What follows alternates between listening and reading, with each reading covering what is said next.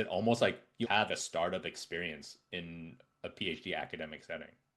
That's a great way to put it. It was like a startup experience. Now that you mention it, it seems very obvious, but I Yeah. may would not have naturally put it that way.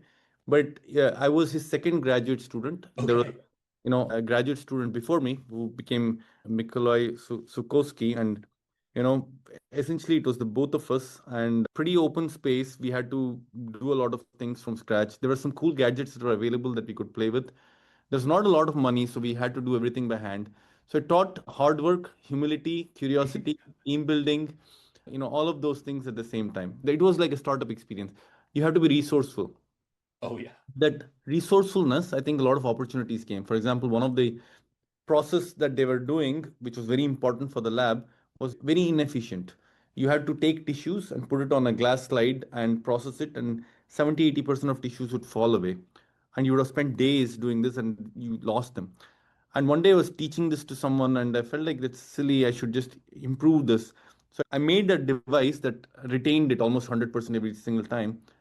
And that became my first invention or my first patent.